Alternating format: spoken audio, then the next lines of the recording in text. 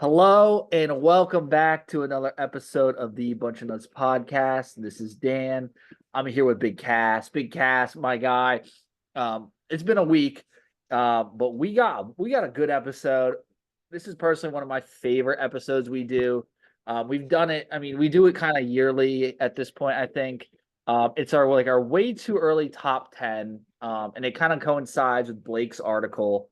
If you Yeah, haven't checked out Blake's article or his rankings. Check it out. Blake does a phenomenal job each year with this. It's his post spring top 10 for the 24 season. Um, Blake has some good picks.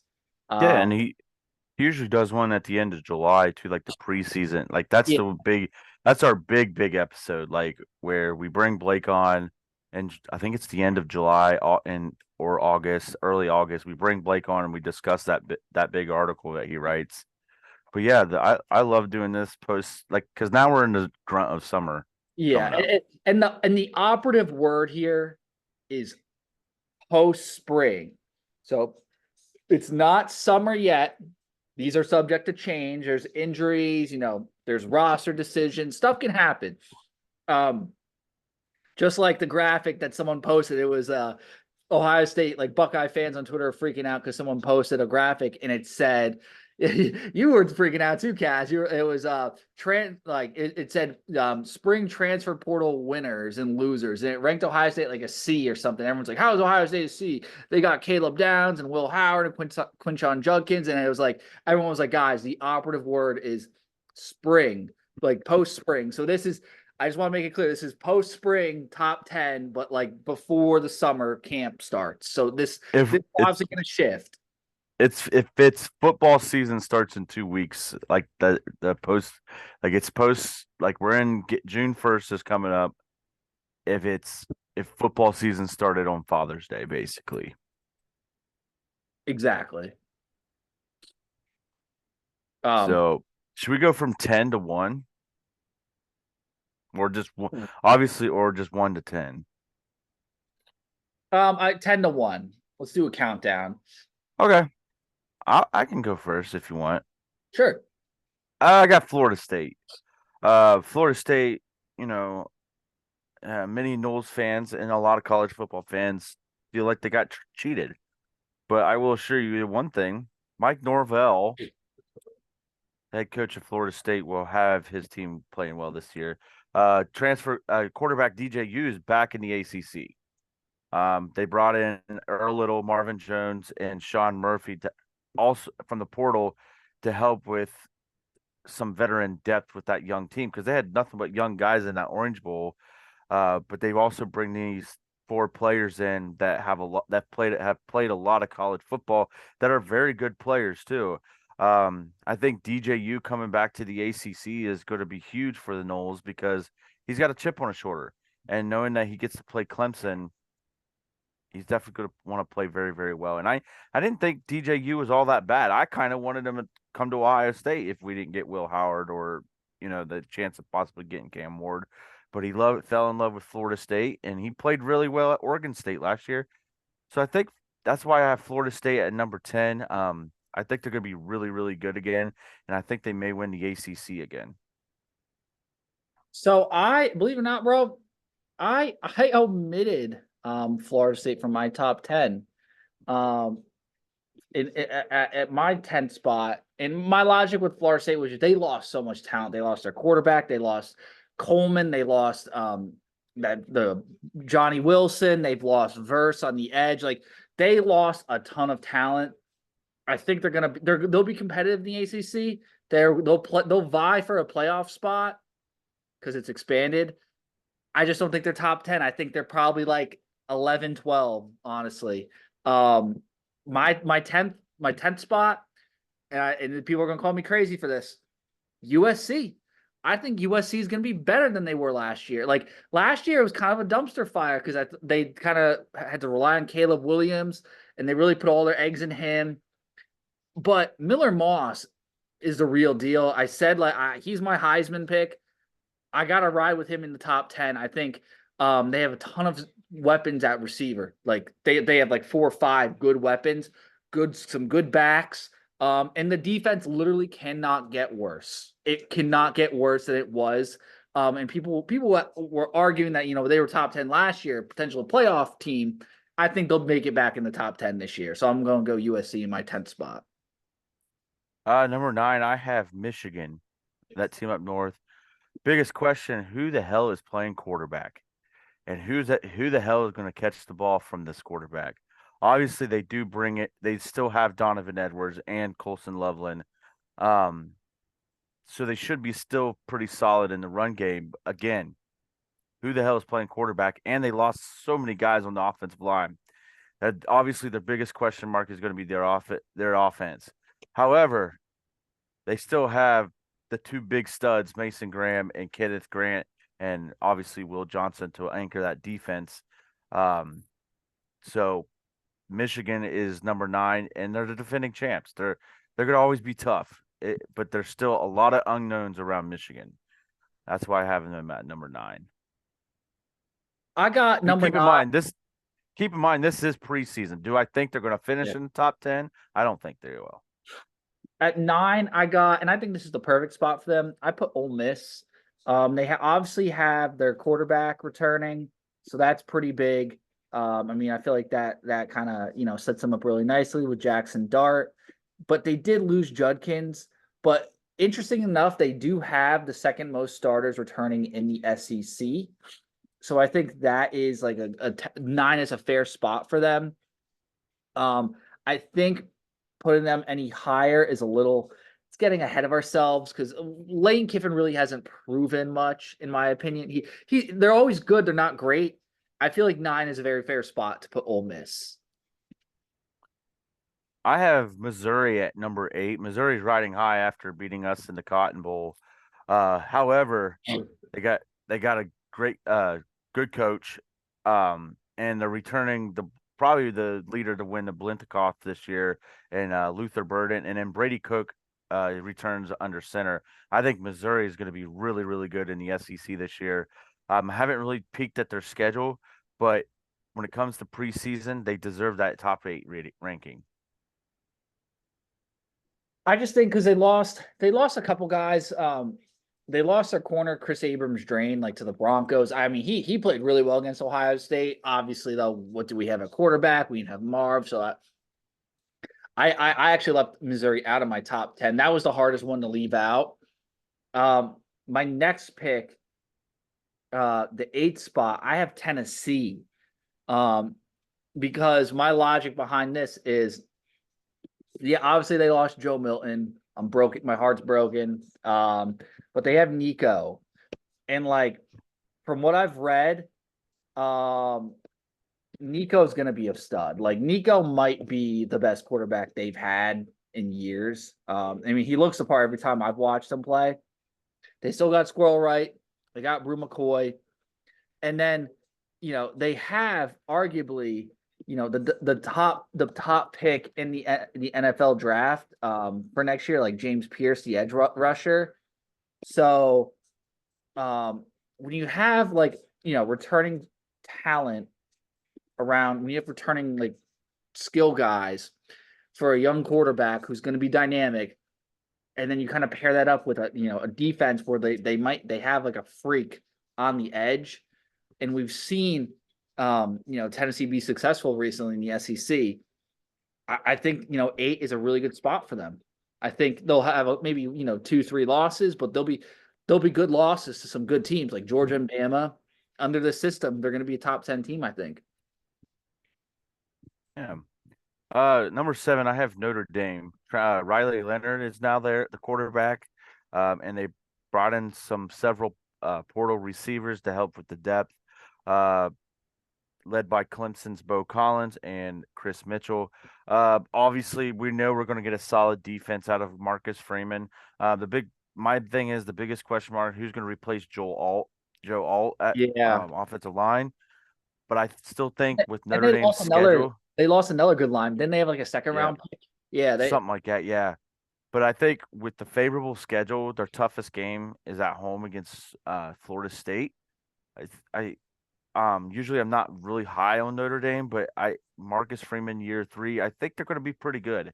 and with that favorable schedule, I think they can host the playoff game. I definitely um like I'm going off of I mean, if you're projecting the schedule, I completely agree with you. I think they can absolutely make the playoff. The schedule lines up very nicely for them. When it comes to talent, I don't think they're a top 10 team talent wise, but I do think the scheduling and the coaching will be there, if that makes sense. And the thing is they're I'm going to Riley be Leonard. yeah, they're going to be in that 5, 6, 7, 8 range because here's the thing. Even if they lose one game or go undefeated, like they're gonna want Notre Dame to host a playoff game because of the money, the revenue, and all that stuff. That's just my opinion. But then again, I do think they're the seventh best team in the country. I think on paper, I think they collectively they could beat Missouri, Michigan, and Florida State. And they have Florida State on the schedule. They got them at home. I like it. I got and I'm missing someone else because I'm like they added someone and like I can't put my name on it, but people are gonna call me crazy. At number 7, I got the Hurricanes, the University of Miami Hurricanes. I think getting Cam Ward at quarterback is a massive upgrade. Cristobal, he's kind of gone through some growing pains. I think they'll have the offensive line and everything figured out. And correct me if I'm wrong, they got someone else huge in the transfer portal. I'm trying to think. Hold on. I gotta Google this. They got someone huge, and it's Didn't they get Cam Ward? no, they got Cam Ward. They got someone else besides Cam Ward. I'm I thought they got two quarterbacks, didn't they? trying to think, bro. They have Cam Ward and Tyler Van Dyke. Like they'll be fine at quarterback. And they got Mark Fletcher at running back. I'm pretty sure they added a receiver. I don't remember, bro. I just think talent wise, they're good. I'll come back to you with the receiver they got. All right, let's see here. Miami college football transfer portal. They got Stam Brown from Houston. I think that's it. They got Reese Poffenberger from Albany. No, I think Sam Uh, Houston was Samuel Brown. yeah. Yeah, because he had there we go. Thank you. He had for Houston last year 815 yards, 3 touchdowns, like 62 catches. That's a big ad, I think. I think like they got the quarterback, they got a guy to pair him with, they have a good running game. The offensive line is going to be there. They're going to be like the ACC. I think Florida State's going to be a little down. They Clemson did lose down. Colby Young. They did lose Colby Young to Georgia though. One of their wide receivers. And And Tyler Van Dyke went to Wisconsin. this could completely. Did he go? No. Yeah, I'm looking right at it. I'll send you the link. Oh, I believe you. I must my sources must be huh. I don't know. But if you look at it defensively, I'm looking at transfer war. They got Marley Cook.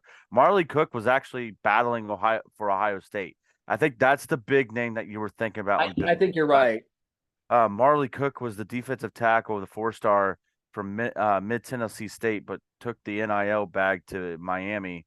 And then they got Elijah Alston, who was very solid for Marshall. So secretly, I think that I would have them top 15, but secretly, you're at the end of the year, they might be a team that could bound to host the playoff game or surprise some teams. That I think the ACC is going to be stronger than what people think. I really do. I think I just think with Miami, people have written them off because the past 2 years haven't been amazing under Cristobal yet. But he's building something. I think this is the year where he kind of puts it all together, and you really begin to see them take the next step. And the thing is their NIL is working. When you're battling Ohio State for NIL, that tells you it's working down there.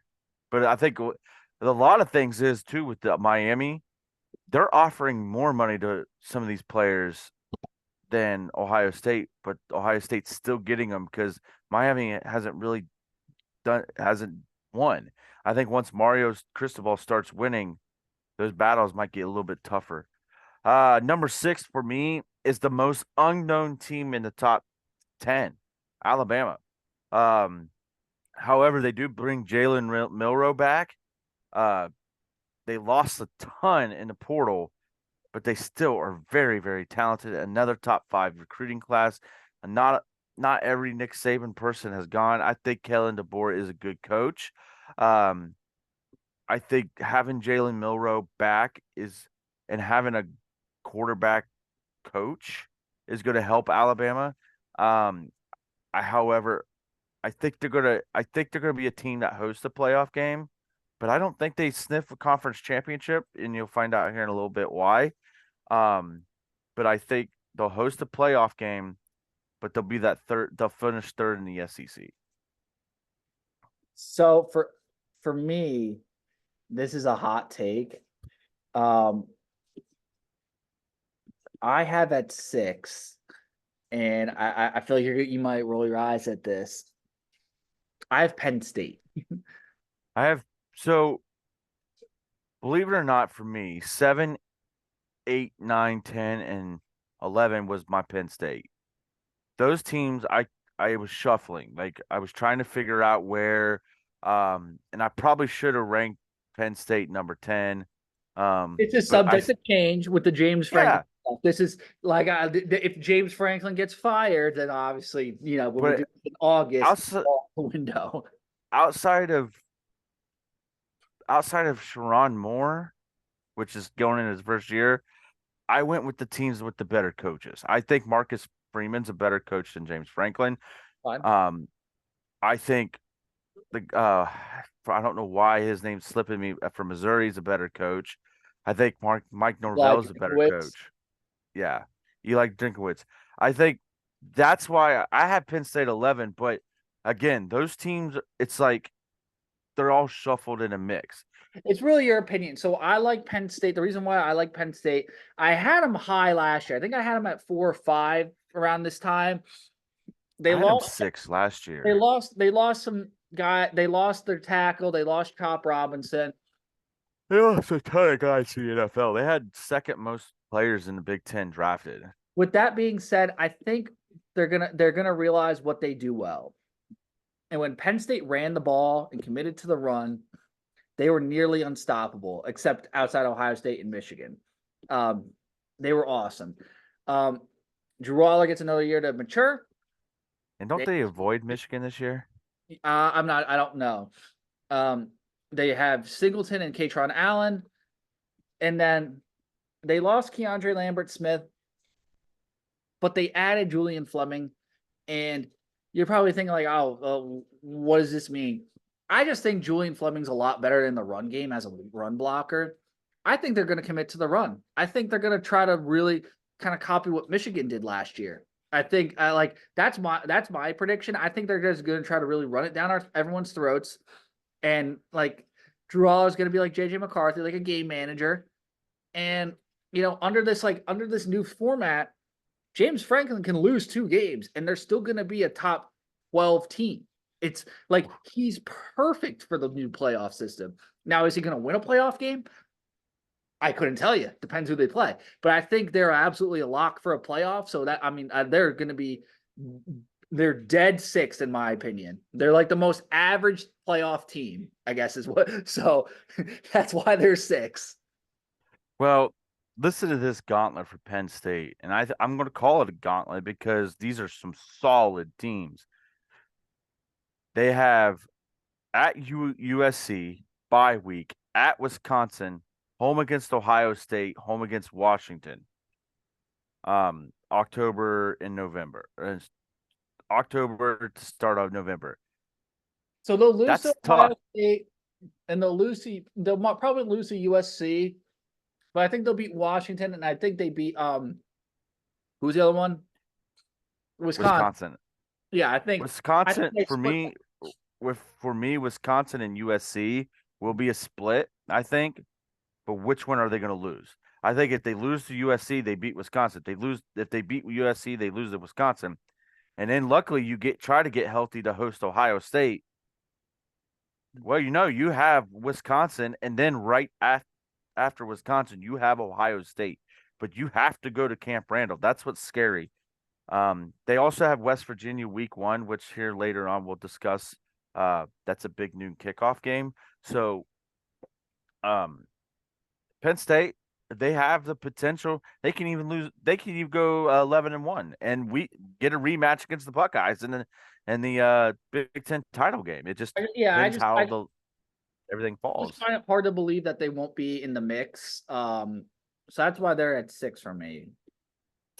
Number 5, I have Ole Miss. Jackson Dart's back. They have some nice transfers coming in. Yeah, however, we did discuss Quinshon Junkins going to Ohio State, which we'll discuss there in a little bit. There's some quotes from a podcast that I listened to the other day that had interviewed Ryan Day that you might find interesting, Dan, about Ole Miss and stuff. That's the key, is who's going to replace Quinshon Junkins, but they're going to be solid. They're going to score a lot of points. It's Lane Kiffin, and I think they're primed for a Ole Miss versus Georgia SEC title game. At 5, I got Oregon. I'm not ready to put them in the top 4 yet. Real quick, I have Oregon at 4, so we could discuss Oregon real fast. Let's do it. So yeah, go ahead. While you got I 5. like that they added Gabriel. I don't Me know if too. I don't think that's an upgrade over Bo Nix, honestly. I don't think so. So, and they did lose Troy Franklin, but they were like, you can see the culture and the program Dan Lanning's building. And I just think they'll be right in the mix. They're basically, I think, a little better than Penn State. So that's why they're 5.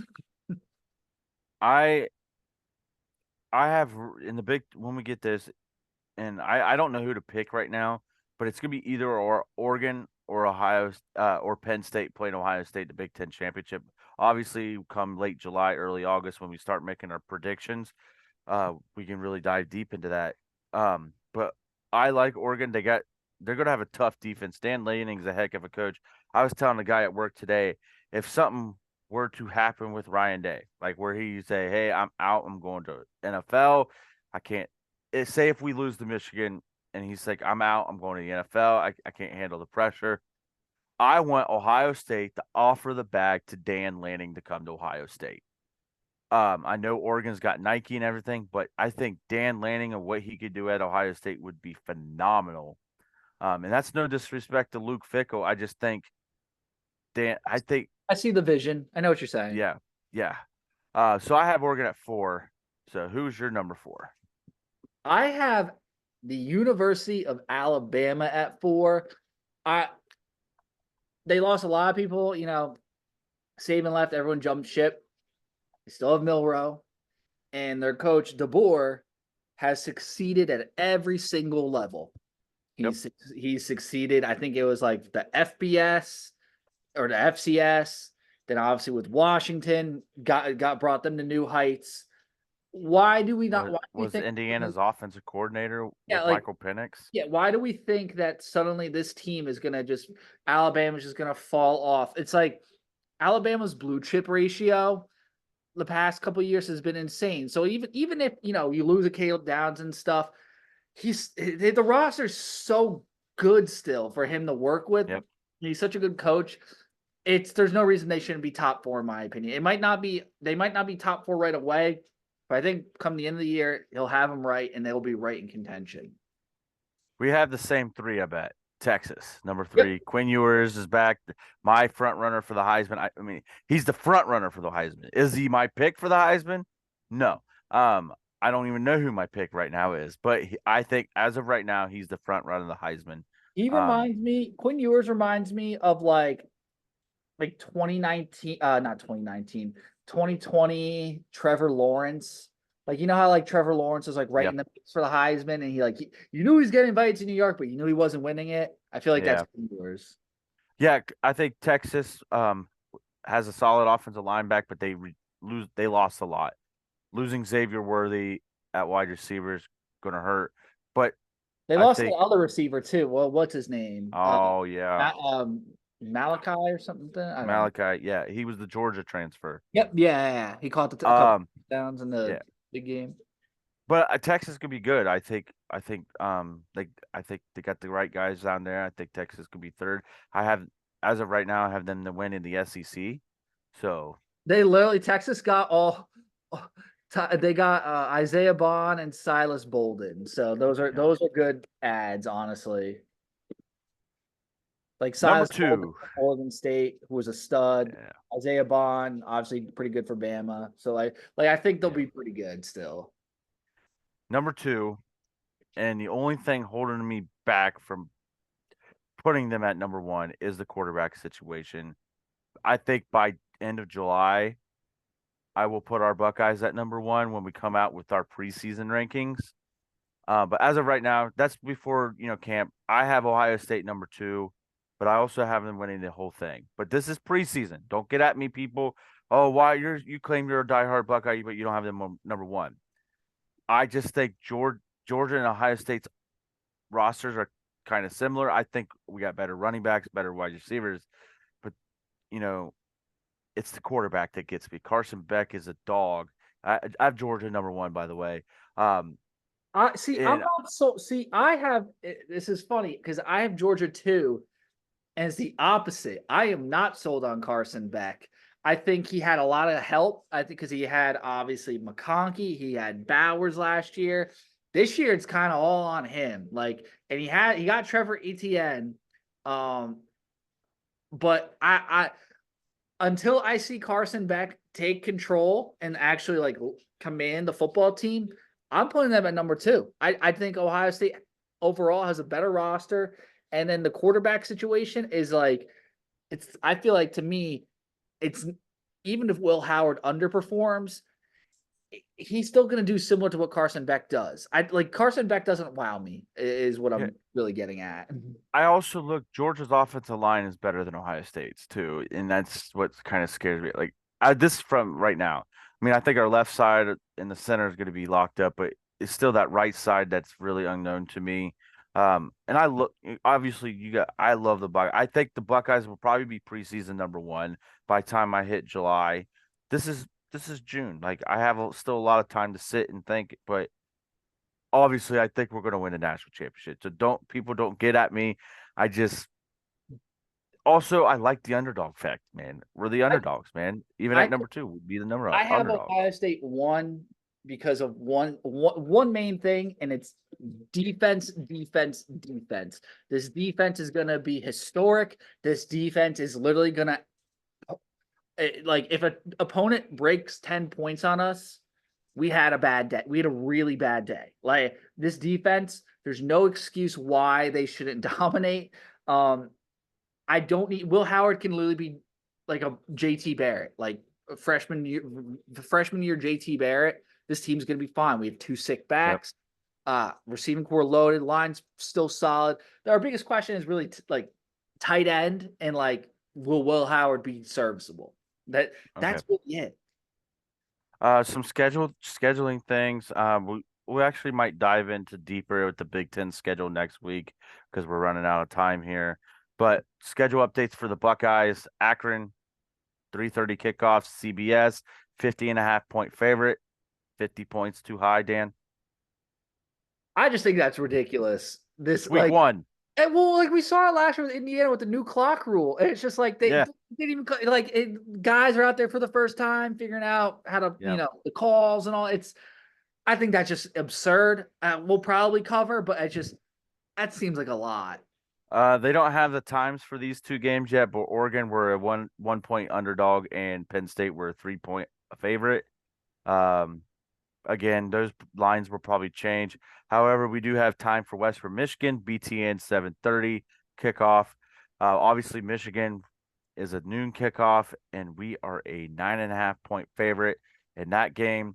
Uh, Nebraska, I think we saw 3:30 or 7:30 kickoff. I expect Nebraska to be a lot better and I think probably, it's a night game.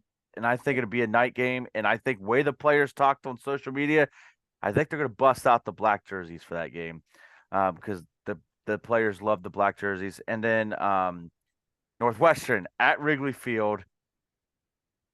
It's gonna be 3:30 noon or 3:30, and I would expect BTN or because that might be our Big Ten game that goes to BTN. That's a tough one. I could see that being on CBS because it's at Wrigley Field. Oh yeah, it's at Wrigley. I forgot. I think that screams 3:30 Wrigley Field. That feels right. I will say this too, like Northwestern, they did a rendering of like their temporary stadium. We have like 50 seconds. It looked sick, like on the lake right there. A lot of people hated it. I thought like their temporary 2-year stadium looked pretty cool. Northwestern's kind of interesting, but that's really all I got, Cass. Real quick, we're gonna end on this. I heard it on the podcast with Austin Ward and Jeremy Birmingham and stuff. They interviewed Ryan Day at Roosters. His favorite appetizer are the potato wedges. I like them too, but they're not my favorite. But here's a thing to note for fans. On the podcast, he said, if you're not ready to walk into a room with four other 4 or 5 stars, don't come here. You have to be around dogs every day. I love it. Go Bucks. All I got. Go Bucks. And get Carolina Gold from Roosters. It's the best.